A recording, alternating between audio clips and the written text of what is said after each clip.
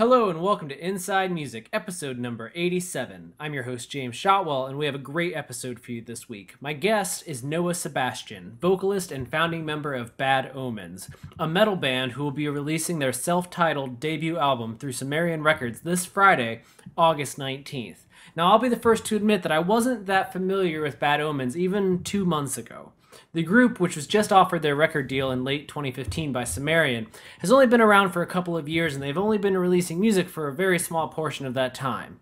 Right now, there are 4 songs from their debut album available online, and the most popular, The Worst in Me, has been gaining a lot of traction since its release in early January 2016.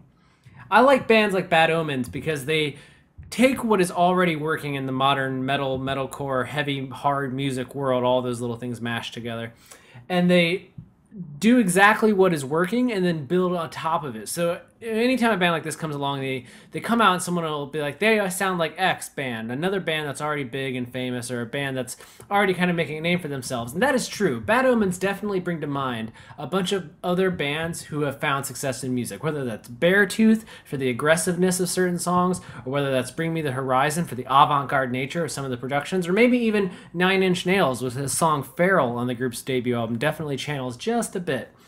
Whatever the case, I don't think that that's necessarily a bad thing, because the one thing that Beartooth, Bring Me the Horizon, and Nine Inch Nails all have in common is the fact that you know their name and that they have released music that has been considered pivotal in the development of the current hard rock sound.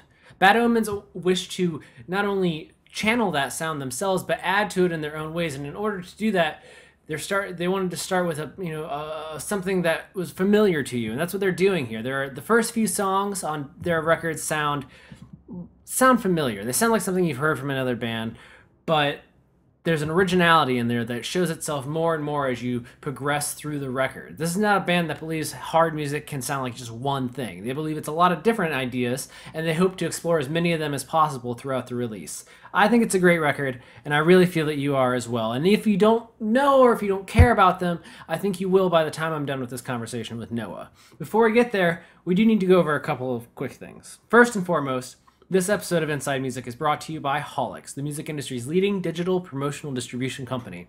And what that means is that Holix works with record labels, publicists, managers, and independent artists from all over the world to share new and unreleased music without fear of piracy.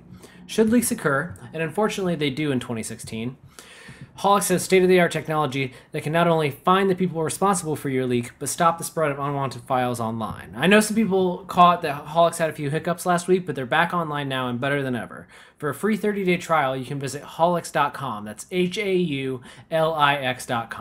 Secondly, I really need you to follow the podcast on Twitter. It's at Inside Music Pod or at Inside Music POD, and we post updates about guests we have on the show, people that we have planned in the coming weeks, and a bunch of information related to working in the music industry. Whether you're an artist who's trying to get their song heard, or an aspiring professional who wants to work in accounting or writing or management, we post links to content relevant to what you want to do that will make it easier for you to navigate this business. Finally, I gotta recommend that you buy this Bad Omens record. Again, it comes out this Friday, August 19th through Sumerian Records, and it's a self-titled album. I'm gonna play a little bit of the band's big single here right before we get into the conversation, but I honestly believe you should make time to seek this album out. Give it a little bit of time, let it sink in, see what the band has to say and offer, and then decide for yourself whether or not it's something you're gonna purchase. Even if you don't buy a copy, at least stream it 2 or 3 times so the group gets a couple bucks for your effort. Okay? Now I'm gonna get into my conversation with Noah. And yeah, then we'll be into the show. Thank you so much for listening. Tune in next week.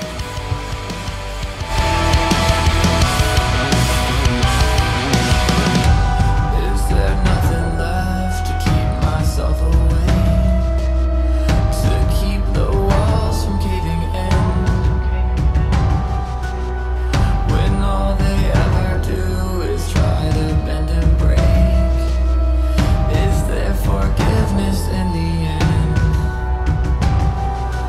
I need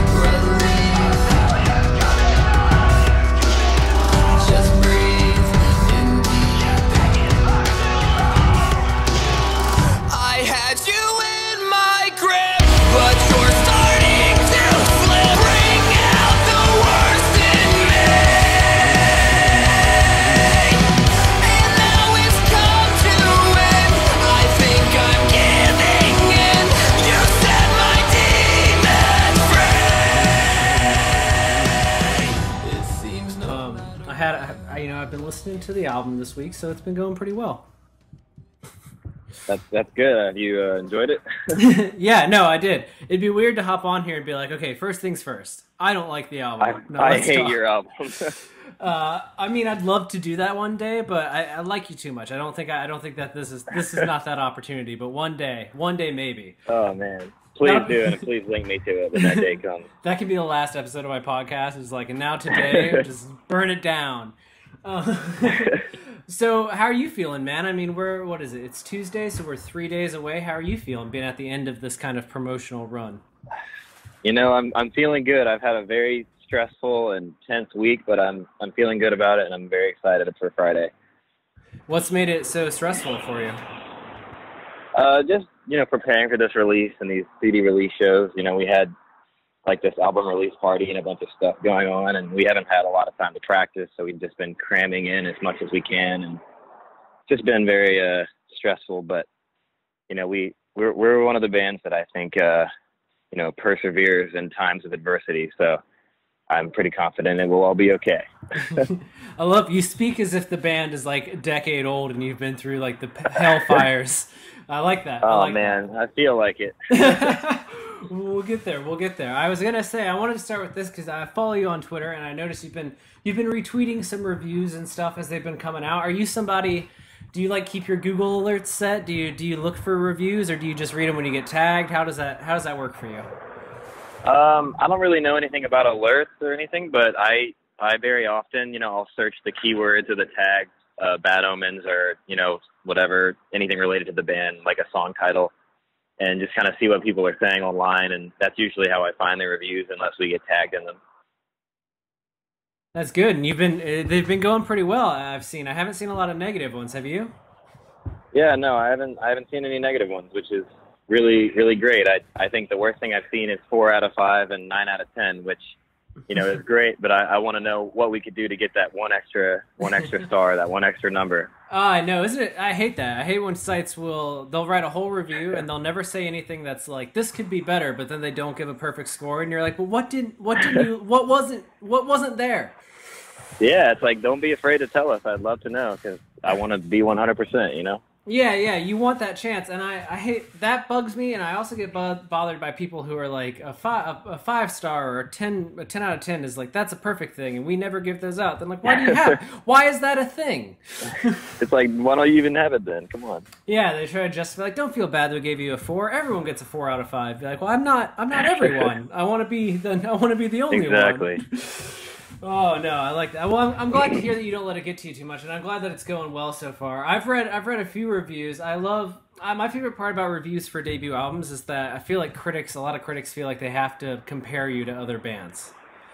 Yeah. Like to establish why people should care. Like every song, they're like, well, this song reminds me of this band, and Feral reminds me of Nine Inch Nails, and Youth reminds me of Beartooth, and it's like, okay, well, not every song has to sound like another band.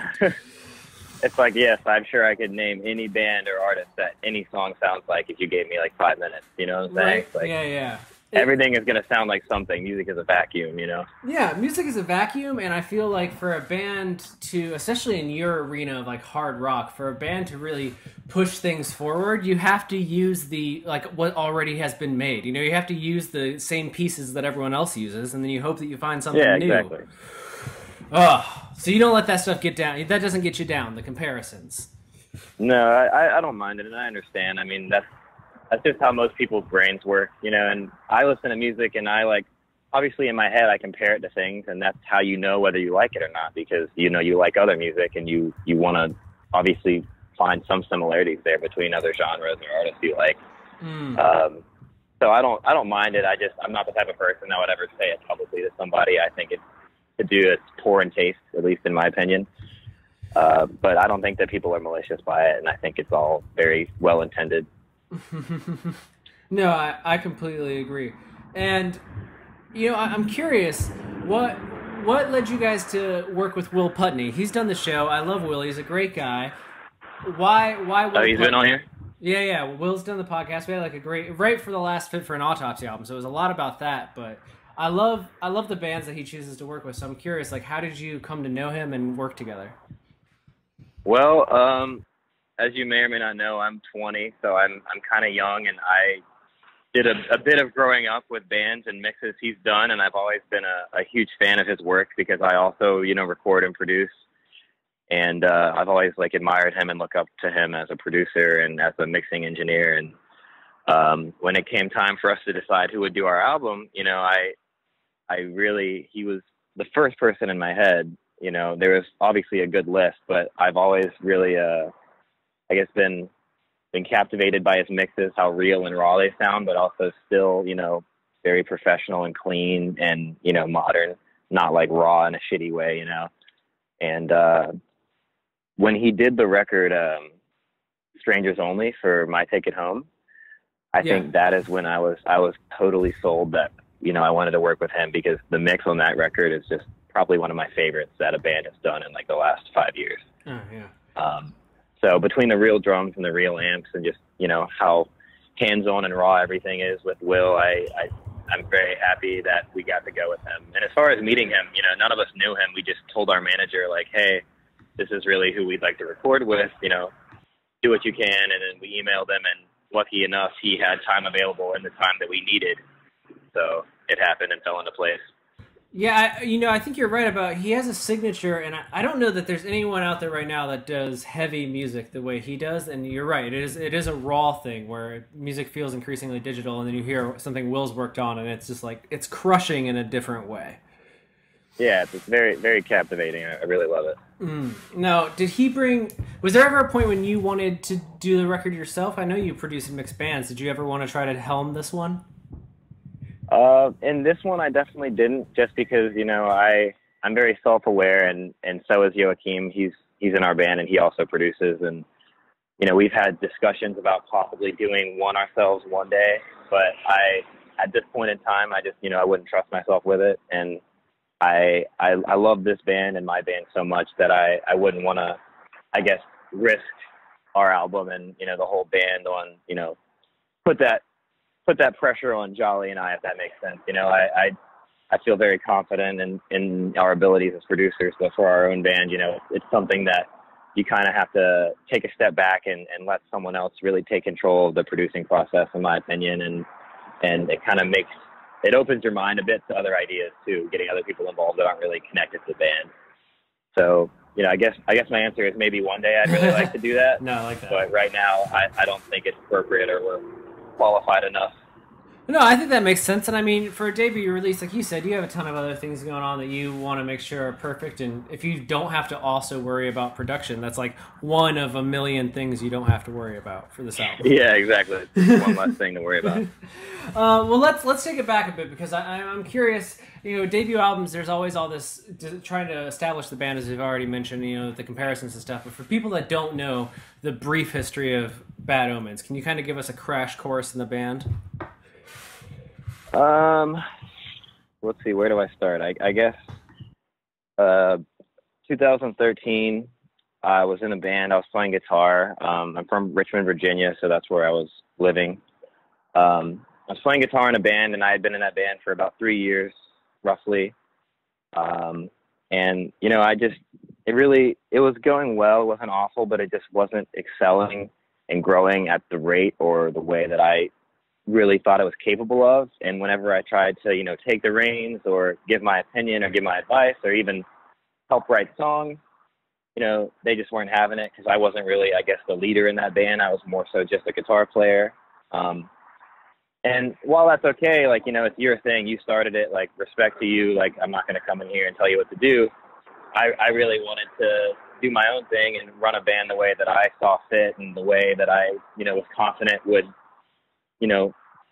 have results. And I really also, most importantly, wanted to write my own music, which is something I wasn't really allowed to do in that band. So at that point, I started what is now Bad Omens under the title Man vs. Self. I wrote and recorded a small EP. It was about 5 songs.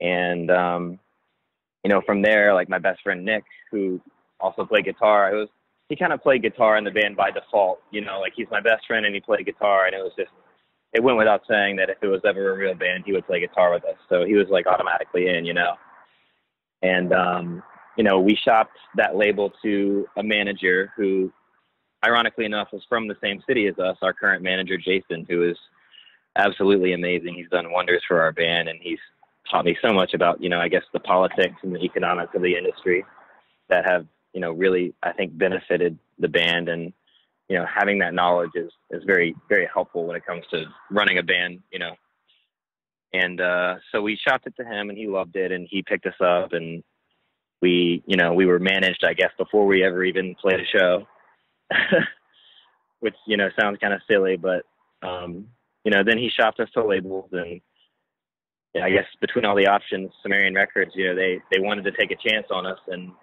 from what I had heard from Jason, our manager, because he had a pre-existing relationship with them already, he had nothing but great things to say about the label, like between their work ethic and their team and their resources. And, I was just confident because I trusted him, I still trust him, obviously. And, if he said that that's the label that we should go with and we should be on, at that point, I just directed all our efforts into making sure that that was the label that we could be on. And sure enough, they gave us a deal and everything worked out.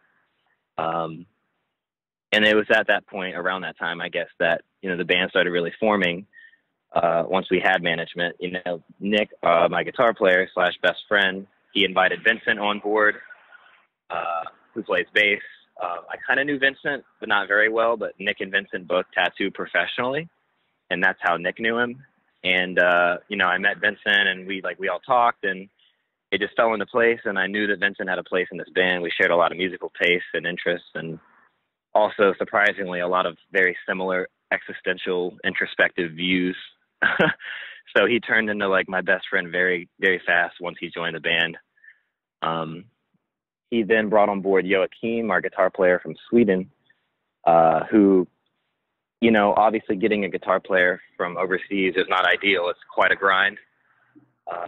So that wasn't, my first option. I really wasn't about it. And then Joachim, emailed me songs he had written and ideas, and just talked to me a lot. And once I really, listened to and appreciated, I guess, his talent, showcasing his songwriting abilities, I just knew that he had to be in the band. And that was probably one of the best decisions I've made for this band, in my opinion, because, when it came down to the final writing process for the album, he was such a huge help. He was honestly he saved the day, in my opinion. I don't know if I could have done it without him. So that's Joachim. I'm just going to keep talking about how great he is. Our drummer, Nick Folio, he's the only guy that I guess none of us really knew, or knew through mutual friends. Our manager found him, and he contacted us, and he sent in a cover video of one of the songs from the EP, and he just absolutely nailed it. He killed it. He has such a cool playing style, and I really think that, since day one, I think that he has the capability of being the next Luke Holland, or just a really, really well-known name as a drummer in the metalcore world. He's very talented, especially for his age. He actually, he turned 18 while we were in the studio recording the album. So he's the youngest in the band, and he's probably the most talented, realistically. But yeah, I guess that's the story. Once we, got the whole band together as far as members go, and we got the deal from Sumerian, we immediately were looking into studio time, and that's when we connected with Will. And, right before we recorded our album with Will, we went to Maryland, where our drummer lives, and we pretty much pre-pro'd the whole album there. Joachim and I recorded it. We reworked some songs from the EP that I wrote, and then we also wrote some new ones. And we took it to Will Putney, and I guess that's where this band kind of really started, is once we got to Will's and started recording the record. I mean, it's a lot of details, but it happened really in a pretty short amount of time. It did. It happened in a span of a year, and now at this point we've existed publicly for about 8 months. But it's just pretty crazy how much we've done in the amount of time we've been given.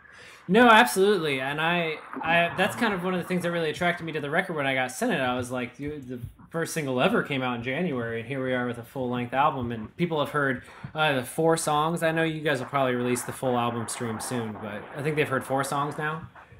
Yeah. And that's really like, that's it. That's all there is. Just people have heard 4 songs, and that's like 4 of 12 total songs.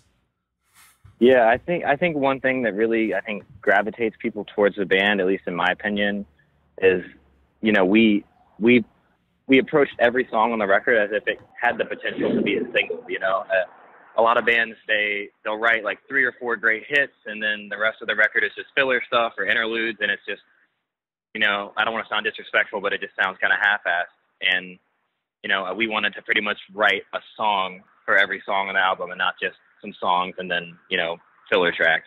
So I think that people can tell every time we release a song, and they're all like of good quality, that, you know, this record will be good. And I just hope that people that bought it, you know, have faith in that and they enjoy it when it comes out.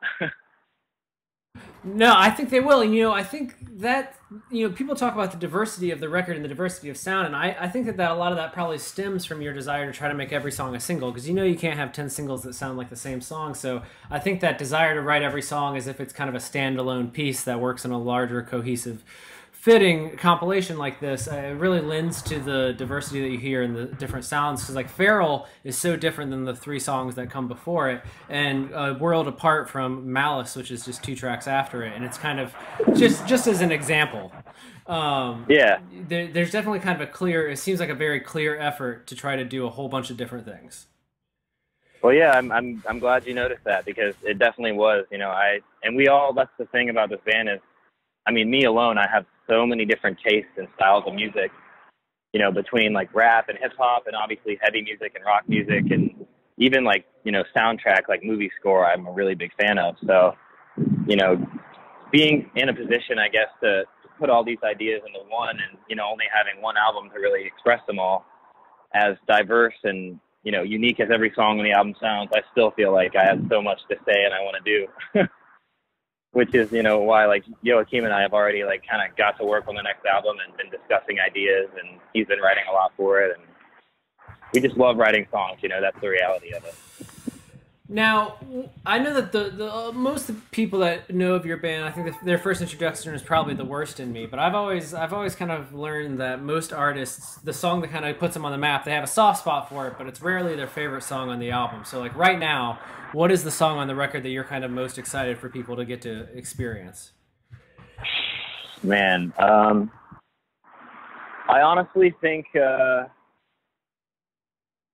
Crawl. Crawl is by far one of my favorites. It's very unique, and at least in my opinion, it's very dreamy. Like, I remember one night when we got the mix back for it from Putney, I just laid in bed like in the dark staring at the ceiling and listening to it, and it just like so many visuals popped up in my head, and it just something about it, I don't know what it is, but it's so I'm not sure what the word I'm looking for is, but it's just very sad and dreamy, and it kind of takes you to a different place in your brain if you really listen to it in the proper setting, you know, versus just like with your friends in the car or something. You know, it's one of those songs that you really can't appreciate until you're like by yourself reading along the lyrics and just jamming it, in my opinion. So I think Crawl, I'm most excited for people to hear. Yeah, I definitely think Crawl will be, you know, there are songs on the record that feel like they're kind of designed for like that live venue setting, or like you said, like a car ride with your friends. But yeah, there are some of those later tracks, specifically Crawl, it does make for better listening. I think it's almost like a headphone song, where it's like if you can really if you can get away from the rest of the world for 3.5 minutes, the song is gonna rock you. Yeah, that's what I think that song and The Fountain does, and that they're probably my favorites on the record. So. Yeah, I am always excited when I come across another person who's not only seen The Fountain, but at least in some way feels like they get it. Yeah. Have you seen the movie, I'm guessing? I own it. I've seen it a lot of times. My other job is that I write film criticism, so I've written about it a lot, and I feel like it's one of those movies that not a lot of people have seen, especially like more people have seen it now than did when it first came out, but it's even less people know what they watched. You know what I mean? Where it's less people that have even seen it even understand it. It's a brain picker. Yeah, Vincent in our band actually introduced me to it, and it just really took me to a whole other world. Like that movie, and I think Cloud Atlas. Yeah, it kind of reminded me of it, and like this stuff. I love stuff like that, and I've read so many reviews about it and like, you know, just blogs and threads about the movie because I took something from it and I wanted to hear what other people took from it. And I guess that's kind of how I wanted people to respond to the song. Obviously, the song is nowhere compared to the movie. I'm sure that took so many years just to make, but like, you know, I really like that enigmatic vibe the movie has where it's like you walk away and you're like, what was that really about? You know, like what did they want me to take from it, or am I supposed to take whatever I want from it? You know what I'm saying?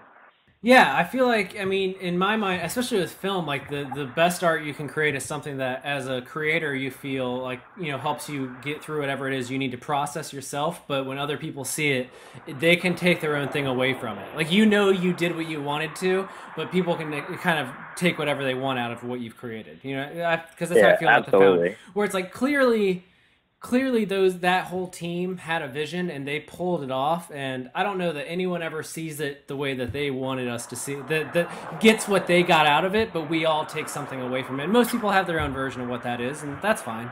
Exactly. And I think that's what really, you know, gravitates me towards it, is that it's so mysterious. Like, I'll never know if I took it the way that they really feel about it, and if the way they feel about it could just be on a whole other level than I even am aware of. And it just, I don't know, it really adds this like elusive mystery to art that I think is just so cool and fascinating. I completely agree. And, you know, for someone that just loves the way storytelling unfolds, like you see a movie like that and you're like, oh, I didn't know you could do that. Like, I didn't know stories could be told that way. Exactly. Yeah, that's kind of, have you seen Cloud Atlas? Yeah.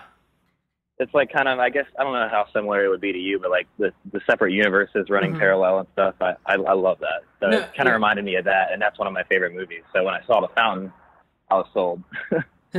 Exactly. No, it's a similar idea where it's like, oh, I didn't realize that you could just write a story this way, or that you could tell a story that works in 3 different planes of reality simultaneously. And it's yeah, it definitely kind of opens up your mind. And as a creative type, I'm sure with you, it's like, oh, now you have something to aspire to, where you're like, I want to figure out how you do that. Yeah, absolutely. I love how this interview, we're just talking about The Fountain. We should really link this to Darren and just yes. Let's know our review on your movie. Let's. I do want to pull it back because I am curious. 2 questions about the album itself that we didn't get to, which is, was the title always self-titled in your mind? Let's start there, because I'm always curious. Why self-titled? Well, if we were toying with the idea of naming the album The Worst in Me, because primarily the lyrical content on the album is I guess kind of sad and you know, I guess broken, but we thought that would be kind of corny, especially because that's such an obvious statement. The worst in me, you know, it's so clear and self-explanatory. And then we came up with the idea of just, you know, self-titling the album after the band. And, you know, we all really agreed that it's really weird to do that in the middle of your career, in our opinion. You know, like, I feel like you either self-title an album at the start of it or at the end of it. And obviously we're not looking forward to the end of our career anytime soon. So, you know, we thought that it would be a really bold statement to just name the album after the band, and especially because of how proud we are of the album, considering it's our first album. So it was not planned, but it definitely, when it came to be that we would name it self-titled, it totally made sense, and we were all for it. That's great. And what about the album art process? Like, what about that image stuck with you? Funny enough, you know, we didn't actually create that image ourselves. We were looking for album art, and I know I wanted like a real photo, because I'm not a big fan of like digital designs or like literal, like, you know, Photoshop artwork and stuff like that. I wanted something that looked, I guess, you know, like a photograph. So we were on Pinterest and all these other, you know, artist kind of websites and looking at ideas and inspiration. And, you know, we were either going to just take a photo ourselves that we wanted, or we were going to just try to license one from someone. And then we told the guy at Sumerian, the graphic designer at Sumerian, about kind of what we had in mind for the photo, and we sent him reference. And then he immediately sent us back that photo, and that whole photo set from that photo shoot was like, yo, I have this friend that does photographs, and he just did this photo shoot, and I really think you guys would like it. And he sent it to us, and it just immediately we were like, that's it, you know, that's the one. And it was totally unintentional, but it kind of is cohesive with previous themes and elements that we've used, like the red cloth. You know, we used a lot in our Glass Houses video, and it's in our promos. And, you know, we use the color red a lot. That I've kind of like subconsciously tried to make dark red like our color. And, you know, we saw the album art and it just looked iconic to us, you know, so we were so happy that we found it and that it hadn't been used yet or licensed yet, because it totally fits us, in my opinion. Well, I dig it too. That's why I'm always curious where the idea comes from. And I agree. I'm not a fan of digital designs. I feel if you can find a really cool photograph, it really just kind of can make a statement that. Yeah, it reminded me of like iconic album arts I've seen, like brand new, like the Mars Volta, like stuff like that. And when I saw it, I was like, wow, this looks big, you know. And our music, to me, like, it feels big, so it has to be synonymous. And you know, we were sold on that photo. Yeah, you know, Mars Volta, I think a lot. I think Mars Volta and Funeral for a Friend are going to get said a lot. Yeah. That's not bad company to be in, so that's fine. Yeah, I'm not too mad about that. So the album's out this Friday, and then you guys are on the Sumerian Records tour, right? Is that your next big thing? Yeah, it's called the 10 Years in the Black tour, and it's the third and I believe final Sumerian anniversary tour this year. Asking Alexandria, Born of Osiris, I See Stars, After the Burial, and Upon a Burning Body. Yeah, that's a pretty solid lineup. How do you feel about being rubbing shoulders? A lot of those bands are the same bands you guys get compared to, which I guess is kind of charming in a way. You found the right label, because it's where a lot of the comparisons come from. I'm very excited, and as you may or may not know, we've toured with Born of Osiris, After the Burial, and Upon a Burning Body already this year. So we had that opportunity to get close to them, and you know, we're already great friends with all those bands, especially, you know, Born of Osiris, because it was their headliner, and they took us out and they treated us really well. You know, they let us drink their beer and hang out with them, and they're just a really cool, fun band to tour with. So I'm really excited to see all those guys, and obviously I'm a big fan of I See Stars and Asking, so I'm looking forward to meeting them and touring with them. I've only met like a couple members of each of those bands once in passing, so I haven't really had the chance to properly meet them, but I'm looking forward to touring with them because I've heard nothing but great things. Well, that's great, man. Where I want to make sure people keep up with you, because I know that's a pretty stacked bill. Are you guys playing first on that bill? Yeah, we're opening. No, so people need to show up early. I want to make sure people are showing up early. You guys, there are videos out on the internet. Where can people keep up with you guys? What are all the handles? Is it Bad Omens Music on Twitter? Is that what it is? Twitter is the only one that's not Bad Omens Official. Twitter is Bad Omens Music, and Twitter, I guess, is kind of our more social network. If you want to really keep up with like everything, you know, I post a lot from our Twitter, and I reply to fans a lot from our Twitter. Instagram and Facebook we mostly use just for like big news and updates, which is very important, I guess. If you want to really keep up with us, I would, you know, subscribe to our Facebook and actually press the follow button so you get notifications. But Twitter definitely is the place to go if you have an important question about a tour date, or, you know, even like a question about a song or anything like that. We're usually very active on Twitter. That's great, man. I like that you guys kind of keep the channels that you engage with people limited, because it's always a little confusing when it's like you can talk to us anywhere all the time. That seems like it's a lot of work. Yeah, no, we use Facebook and Instagram a little more professionally, and Twitter it's a lot more fun and social for us. Well, it's immediate, and you get those. It's a short exchange. You can't get pulled into like 1,000 words at a time back and forth. It's easier. Yeah, it's very simple. We love Twitter. All right, man. Well, is there going to be a full album stream before Friday, or are people just not going to hear it in full till Friday? You know, I honestly don't know. I feel like one was discussed, but I'm not entirely sure. I'm not entirely sure if that's happening. All right, well, people are going to hear this later today. It's Tuesday. People are going to hear this later today, and they're going to hear The Worst in Me at the top of the episode. We're going to play a chunk of the song before they get into this. And there's another video. What's the other video you have out? We have a video for all 4 singles, actually. Oh, actually, Glass Houses, Exit Wounds, and The Fountain.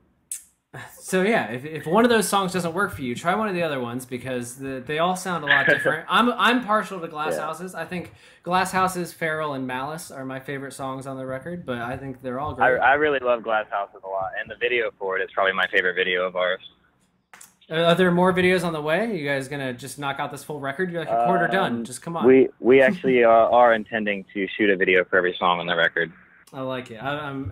I think that's smart, and I'm excited to see what you guys do. You guys have a good visual eye for your band, especially with the cover art and the videos. There's this high level of quality that I think is missing in a lot of other videos. Yeah, we dedicate a lot of time to making sure that like our content on all levels, not just the music, is done in good taste, if that makes sense. You know, I feel like a lot of stuff is kind of, I guess, half-assed and corny or just kind of rushed, and like obviously we discussed this. We love film, we love cinema, and we love all that kind of like thematic theatrics and stuff like that. So it's something that we put a large amount of conscious effort into, I guess.